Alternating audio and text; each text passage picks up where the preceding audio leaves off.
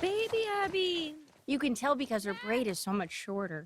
It's interesting in hindsight now watching how when players do this, they think, oh, I'm just going to get a little bit of a glimpse into who she is. They don't know yet. You're only at the halfway point.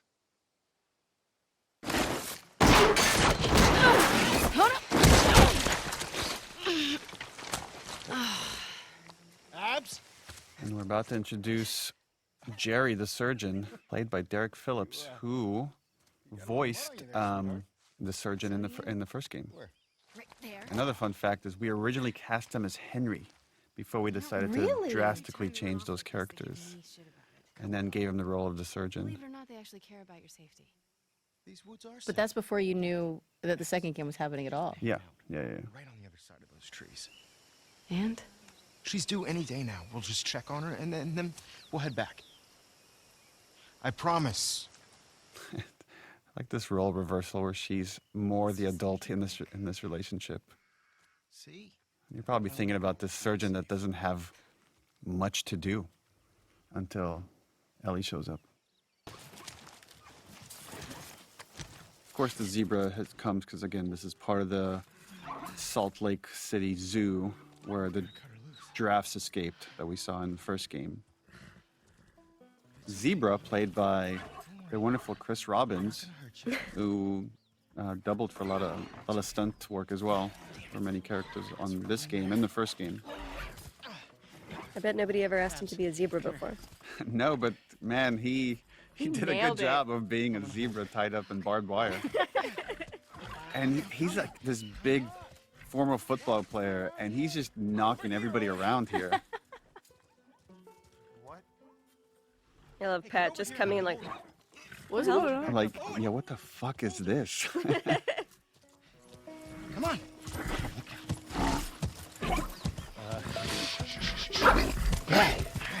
You got it tight? right, and then this was originally a mini game where you had to cut the wires off of the zebra. We worked on it for quite a while, and just We eventually. did. That was a long scene of, okay, now hold still. Yeah. Right there, that little slip in the mud. Again, it's hand animated. Fuck. What the fuck? Hey, wait. And then it's like, again, it's like the dad is acting like a child. Come on. And this was a stitch point because, again, the volume can only take you so far, and those stitches can be really tricky.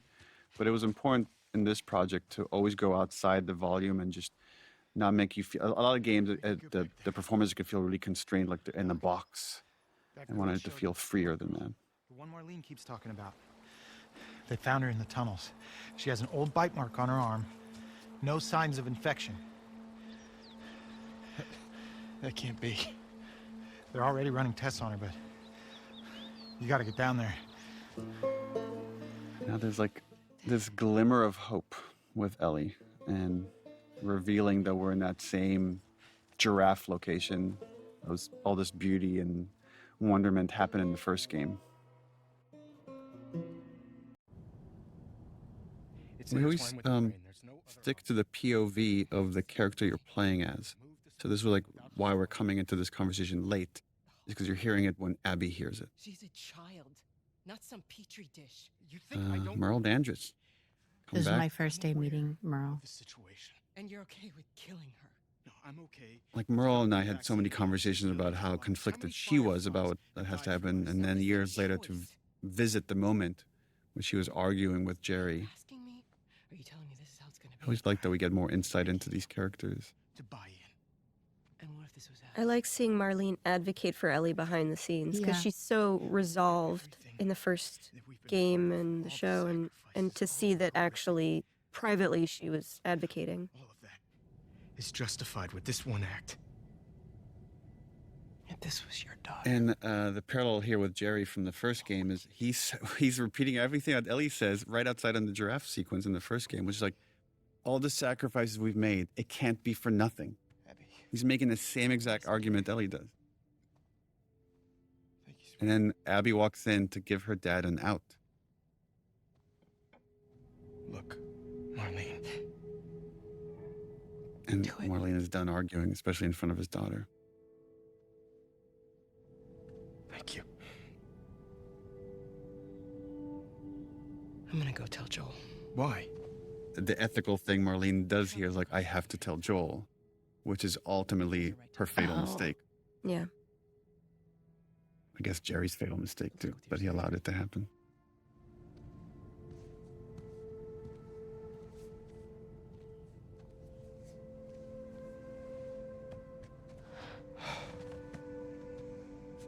You're doing the right thing. She sees how conflicted her dad is, and she tries to tell him it would be okay. I would want you to do it to me. And he can never admit that he wouldn't. You don't think so? Well, I think he would. that's what I love about this. It's like, but he never says it. Yeah, he just kind of has that look of, Maybe he's just glad that it's not her. Yeah.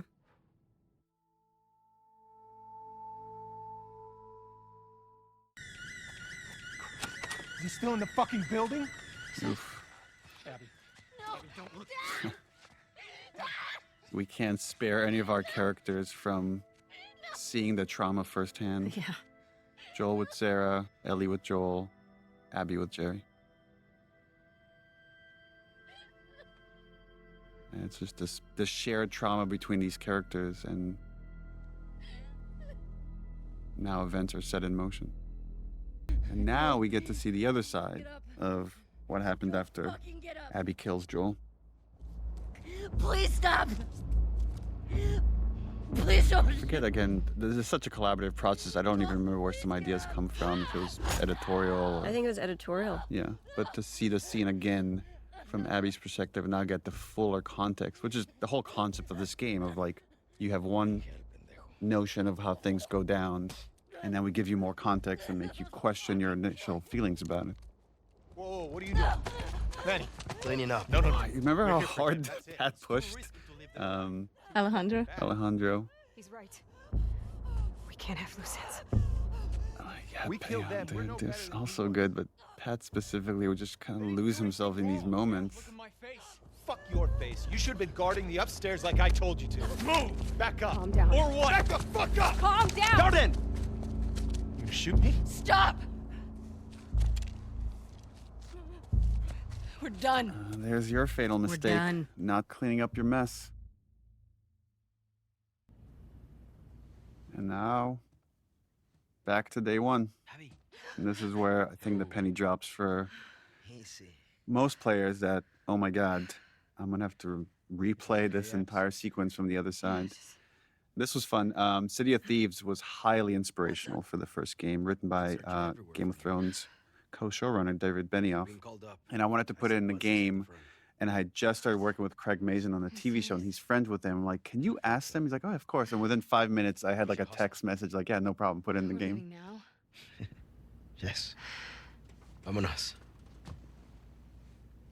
Okay.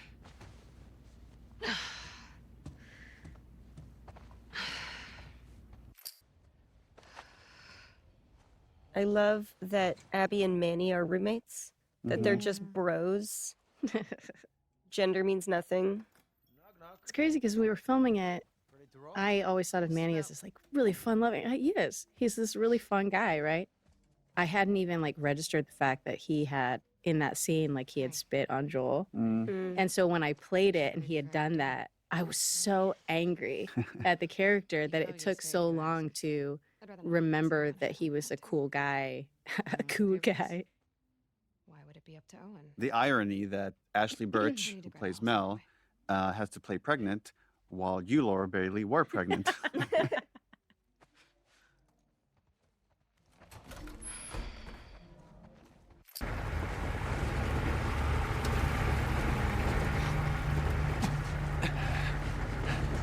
know, we're almost there. From a writing standpoint, this is hard, you know, because we're introducing a brand new cast of characters that we're asking you to care about, and we're building a mission that a quest about Owen that's not really related to the revenge quest you just played half the game with. But there's just a lot of track we have to lay to then get the interesting payoffs. Just showing how close these people that came from the Fireflies are. That despite that they're in a group that's very tribalistic, they have their own tribe within that. And they can be very upset with each other, but there's a protectiveness of their own group. This was hard on the dev side of, we captured the scene and we're like, okay, here you see a tower, now you're going to pass the gate. And then we had to build all this real estate of this drive that's based on how much performance we have from you all. Oh, God, I didn't even think about that. Yeah. And we iterated a lot on just this layout and this turn and like, okay, when should the truck stop? And then they have to add all the secondary motion to you all, like, because we're not an actual truck when we shoot this. But we all just kind of did this little shimmy shake as we were in that. But we did shoot this with Roach, the dog. Roach the dog, we did. Remember when Roach would come on set? In his mocap suit? And in his mocap suit, playing Alice. And the whole set would just... Right, fall in love Just with take Roach. pictures, just take selfies with Roach. That's seriously, like, Roach days were just... They were the best days. They were the best. I don't trust him. Thanks again, guys. Neil, do you remember there was originally a storyline where Mel was actually closer with Jerry because they worked so closely together, and there was like some level of contention, historical contention between Mel and Abby for his affection. Right. And we scrapped that because Mel needed to be so likable because she's such a hindrance to Abby's happiness. I'll just be here, relaxing.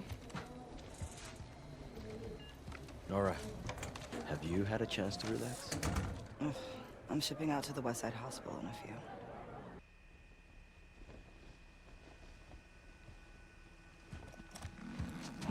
Poor Danny. This is where Abby gets such a relief that it's not Owen, because this whole time there's this dread building that she thinks she's about to see Owen's body. Where's Owen? I don't know. A few days back, there were some scar sightings out by the marina. Character model has incredible arms. Danny and Owen were sent on a Yes, I was Incredible just looking at her This arms. morning, the guards found I mean, Danny everybody classified talks about Abby's arms, but Yeah, but damn, Nora's arms. Nora's the sleeper. with a bullet in his stomach. In this scene, we finally establish what's about to become Isaac talked with him until Abby's next goal, which is rescue Owen. There's no units going back. And we come back to the theme of this So what about Owen? this series, What happened? which is I love. tried. But he gave me that fucking look, and then he told me to keep quiet about it. Which This is means one more you example of can't the tribe say within shit. the tribe of she's telling them stuff they should not know. Because she trusts them, she cares for them more than she cares for the wolves, the WLF. Where is Isaac? Now we gotta go see the big man. Last I heard, he was in the apartments. It's kind of cool to, again, build this guy up and then give you a glimpse of the person that runs the WLF. You know what you guys find out? Yeah.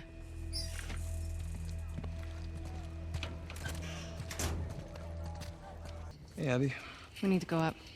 Isaac's in there. Oh, This was another one of those sequences where we didn't want to be confined to the volume.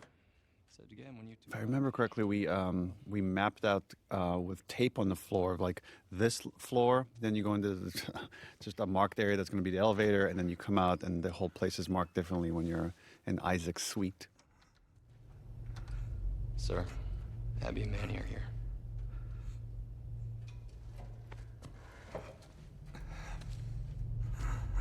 And here we have the fantastic and very scary Jeffrey Wright.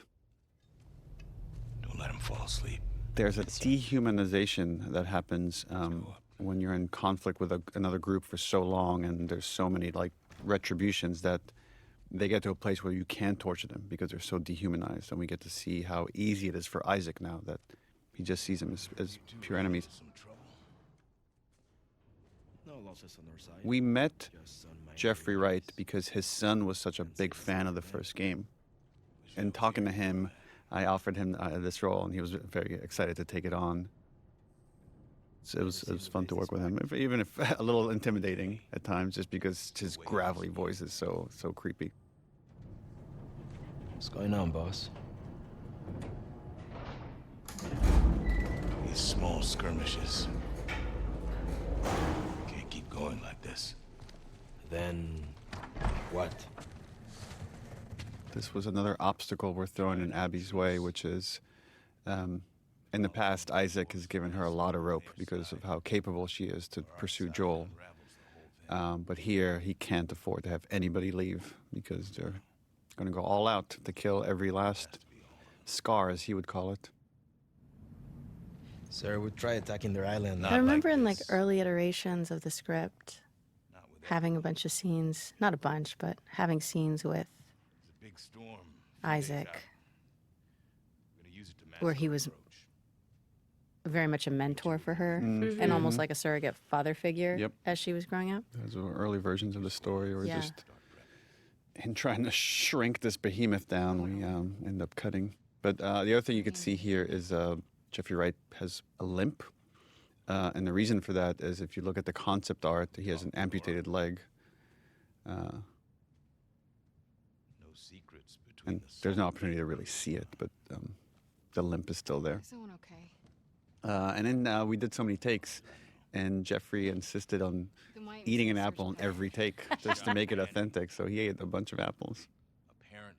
To Laura's point, we wrote scenes. I remember drafting scenes where he's coming in as trying to be sort of a Tommy, like a father figure after she's lost her dad, and you come to realize how intimate their relationship is, but it's something that she will very quickly give up in the face of Owen being in trouble. And as soon as she connects with Lev again, she's willing to give that up, but couldn't do it for time. You get little hints of it because I feel like our relationship in this scene, you can see that he's given her things in the past. She's used to being able to get her way. And the one line, the way he lives it, like, stop gossiping about it. Like, the idea of that you guys need to stop, like, being this, like, Salt Lake City crew. You're part of a bigger group now. Yeah. There are things more important. And we'll get to the bottom of it. And even here, he's, like, saying, when the time comes, we'll do what's right. Yeah, at this point, you find him to be, I think, torturing aside, like, he's a very fair leader with her. He's given her a lot, and then now he expects her to step up for ultimately, a 3-day assault. The way he behaves, again, this is like we're on a broken record, which is he loves his people. He's going to go commit atrocities because of how much he loves the people that look up to him. He's going to burn a village filled with children. Right? No way Owen killed Danny over some scar, right? What? No. Abby, don't. I'll be back by morning. You just gotta cover me till then. Isaac will kick your ass. Not before the assault. You heard him. Abby doesn't care about this assault in the same way that Joel didn't care about finding a cure. It's just about the people that are close to us. And now we head into her head for flashback. The most fun scenes to shoot. Stop it. This was fun, watching you two be so playful. They were like a little respite from all of the horror. The horror that we were shooting. And again, establishing Abby has vulnerabilities, right? Not just emotionally, but she has a deep, deep, deep fear of heights, which then gives Lev an opportunity to help her. Just interesting, these characters that here with Owen and then the other time with Joel, when he takes Ellie to the museum, of these gifts that they give the people that they love. And here it's like he brought her to show her this beautiful aquarium as a show of his love. Well, he's trying to, right, in the same way as Joel after David, he is trying to get back to the Abby that was. He's trying to get back to the dynamic that they had. And he's putting all of his heart into bringing her joy in the hopes that he can get confirmation that that person is not dead. It's getting late. Yeah. We had these long talks about how Abby, like, is so serious and doesn't want to joke around. She's not a jokester. And I think Pat just like took that and ran, because every single time we would shoot, he would try to make me laugh as we were shooting as like a challenge. I'm serious. I will break up with you. Owen. I always loved you. Don't! Owen!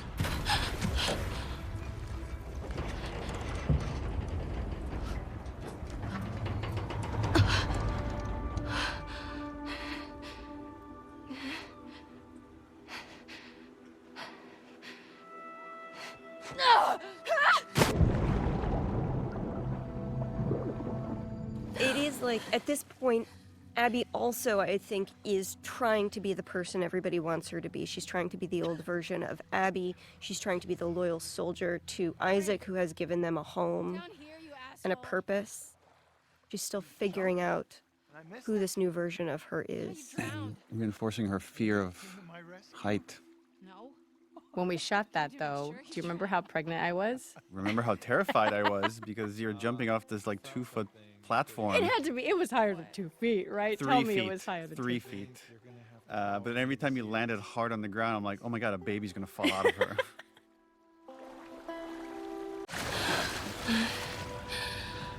This was like a nice, short and sweet little cinematic.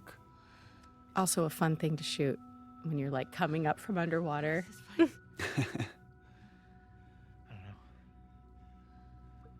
And then I remember you have to do this prep as if you're diving and transition in and out of gameplay. Uh-huh.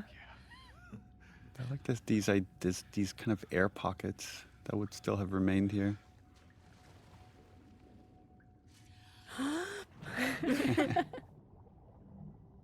As you held your breath a lot while Yes. shooting someone. I love the scene. Yeah, this whole sequence is for this scene. Like, but poor Owen loves Abby so much, and she's just so stuck with this, well, grief, I guess, that she can't let go. The injustice that she can't let go.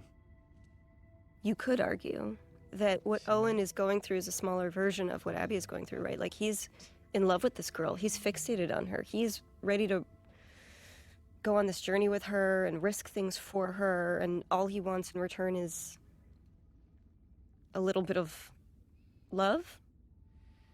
And she just can't. She can't. This is just, she's not the person she was anymore. It's this notion that somehow, if she's happy, she's disrespecting the loss of her father. Yeah. You want me to slow down?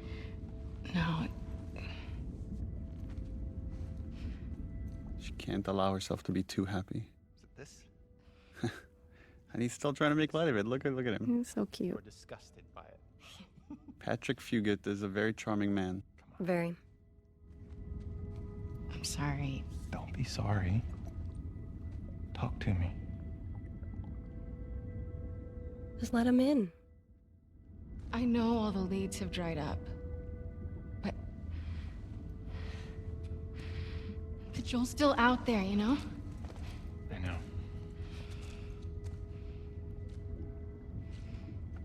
And we get the sense that this is not the first time they're having this conversation. No, this is the end of their intimate relationship, right? He's Yeah. going to try and move on This is with Mel. It's not going to work out. This is the breakup scene. Not how he envisioned this moment going, I have No. a feeling. What about you? I like kind of this idea, like look what I brought you. I brought you underwater. What else can I do? There are seals swimming around. It's just not enough. So sad.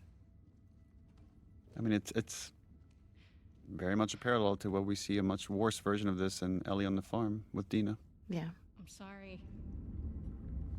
I told you already. Don't be sorry.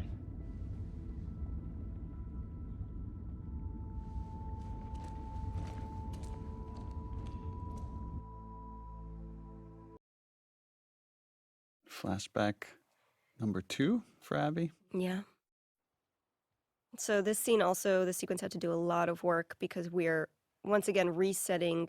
You have to learn where she and Owen are in their relationship, feel that tension, feel the family dynamics. Owen! He's so surprised to see her. Hey. Hey. Is everything all right? Yeah. I love the set, man. The set took so many Forever, iterations to get right, forever. but it was really important that it felt gorgeous. Justify why this guy has holed up in here for so long. What is all this? Festive. You gotta get the full effect. This is our Christmas episode. Take in that view. A thing you might not appreciate until you sort of really play this is this aquarium had to meet so many different needs because it's in so many different levels. And so to make sure that all of those could work together was painstaking, especially for the layout designers. Yeah, well, try that.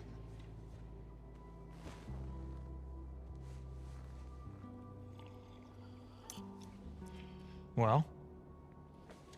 The view is nice. Oh, whatever. Philistine. You want me to lie? Yes, obviously.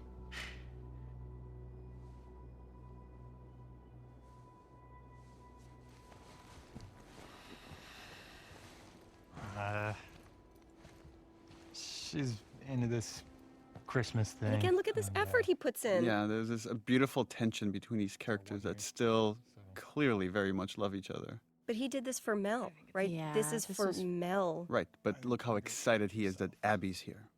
I know. He's trying to I move doubt on. I doubt he's this excited when Mel's here. You don't deserve Poor Mel. But I think Poor he Mel. wants to be, right? I think he Yeah. wants to move on with Mel. He 'Cause knows he's- she's inaccessible. Well, yeah, Abby's a dead end.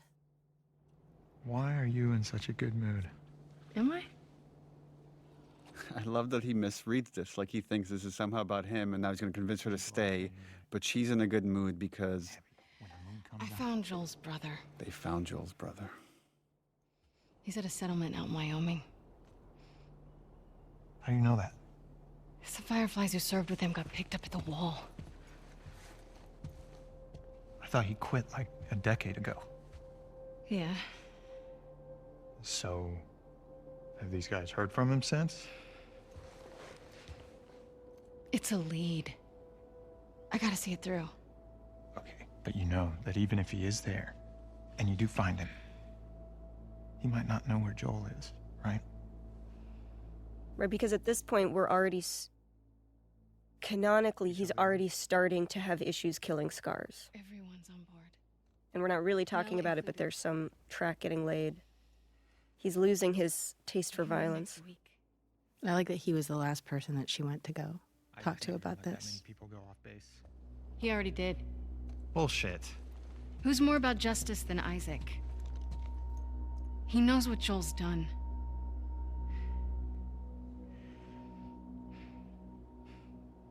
Hey. We're doing this together, right? I love that look. It's like you promised me.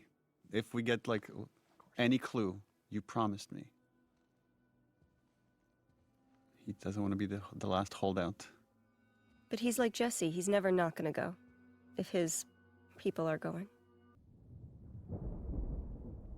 Oh. The Paris sequence. This scene. Oh, yes. Was this one of the first things we Yes, shot? yeah, because it was for Paris Games Yeah. Week. Paris Games Week, yeah. We shot this way in advance. I think it was like a day or two before we shot this that I'm like, we could do this all as one shot. And like I had sketched out like these kind of storyboards real quick and then came up with this hazy plan with Matt Neapolitan, our cinematographer for this game.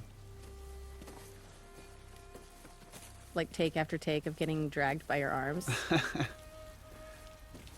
This was another one where we actually strung Laura up with, we had like two ropes, one that was around your neck to just give you a little bit of tension that you could lean into as much as you wanted, and then another one that held your body up in the air.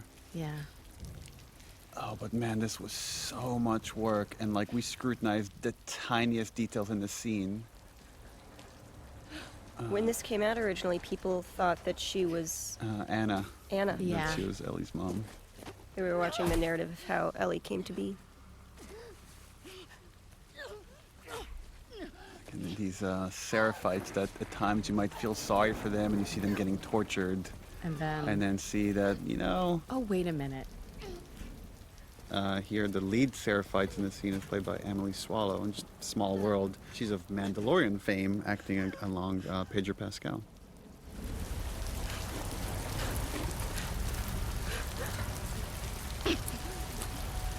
And later we find out this is a bastardization of this thing of like freedom so they may know my love wasn't meant as like disembowel them.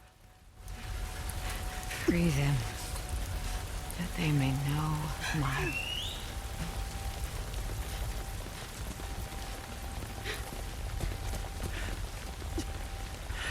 The intro of Victoria Grace plays Yara.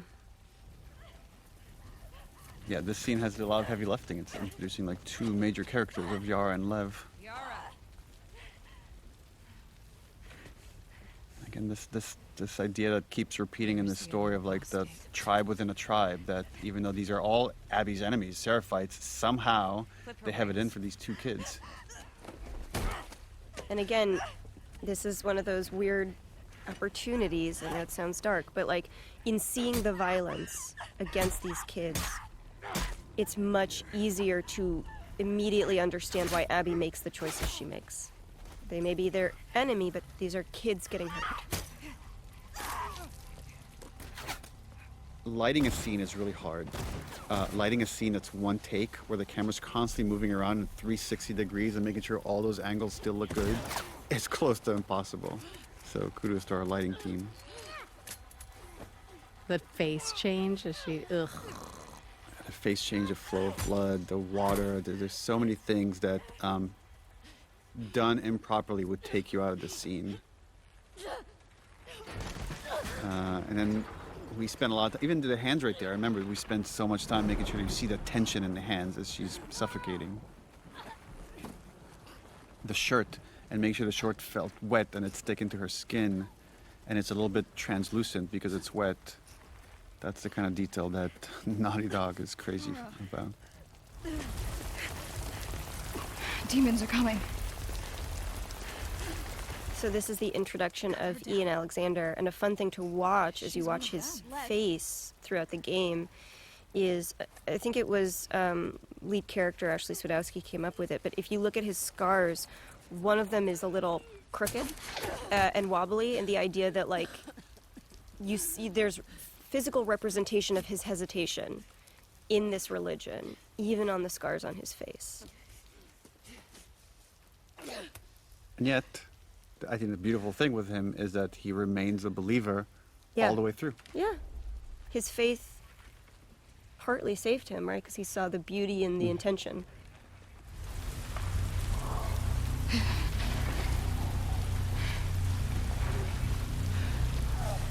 Watch your backs.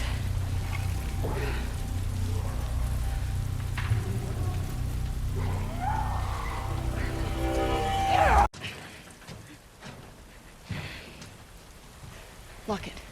Another scene that just, I say this over and over, but it's such beautiful, soft lighting. Right, and so at this point, they've worked together for as long as they need to, but they're off to go on their separate missions. They don't need to be friends. Come help me with this. That taking off of the shirt is so hard. I can't tell people how hard it is. The raindrops again, this window were difficult. My high school friend has become a renowned plastic surgeon, Jacob Steiger. And he gave me some advice here on this injury and what you would need to do to treat it.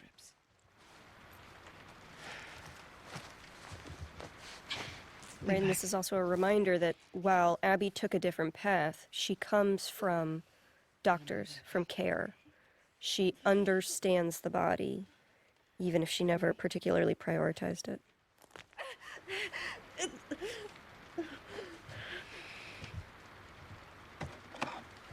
Victoria and Ian were great in this. Just how Ian has to play both being scared for his sister and just angry at this wolf that he has to work with.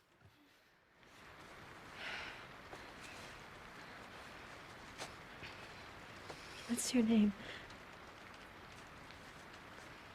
This is a recurring theme throughout both games, that the idea of giving someone's name is a way to show you trust them. Thanks for cutting me down. I love this theme again. I like the conflict of leaving them, knowing you're dooming them. Oh, this is... She thinks, I'll give them the warning and that'll be enough. This area gets a lot of traffic. Whatever shape she's in, we need to get out of here by tomorrow.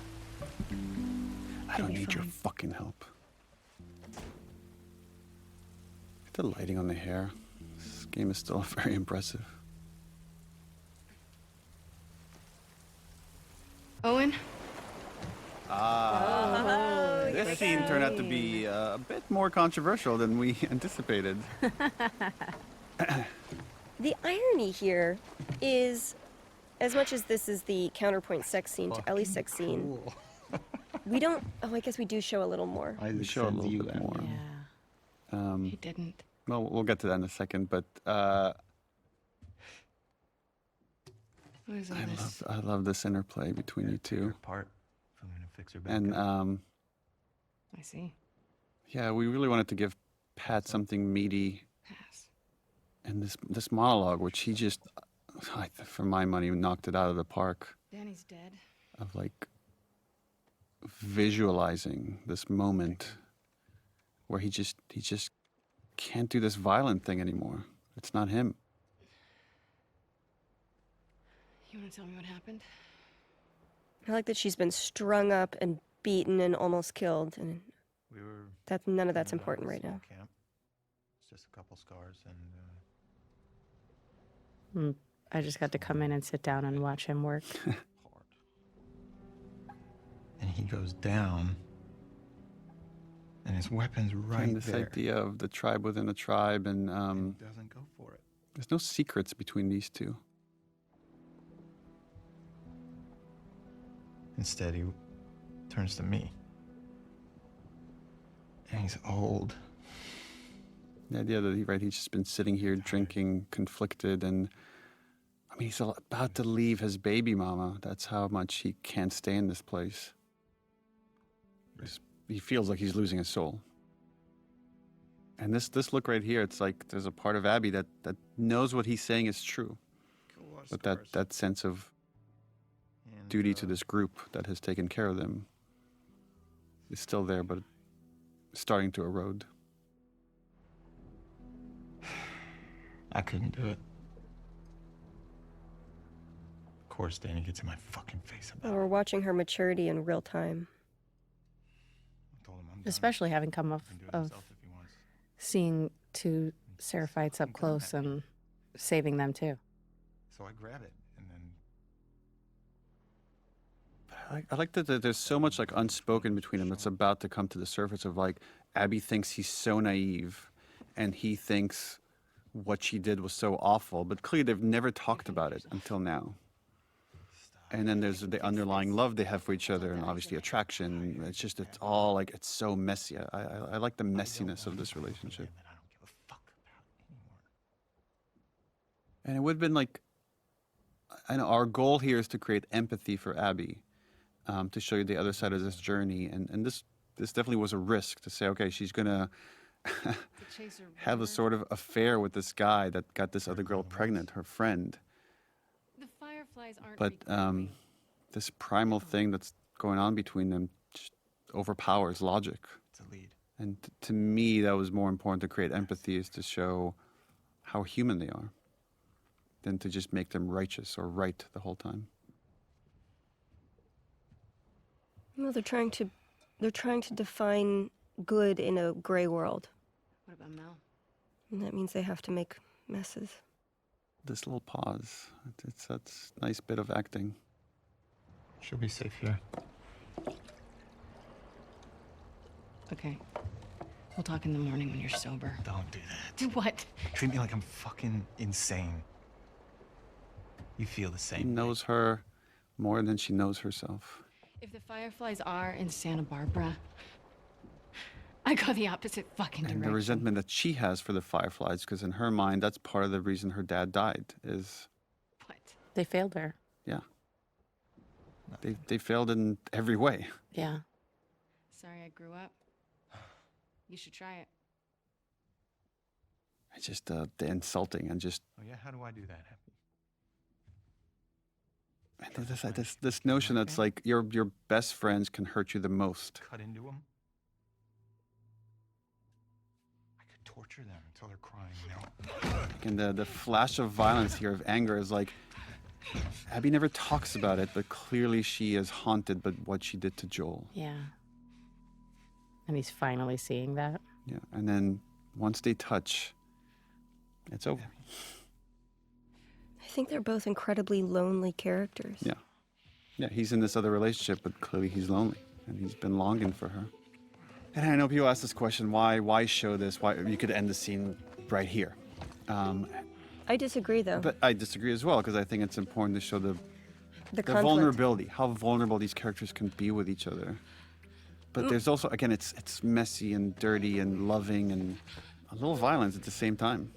My philosophy on sex scenes is you should take them to the point where you've gotten all the information needed or the emotional evolutions needed. And in this case, I think you needed to see her conflicted and give in. Yeah, surrender to the moment.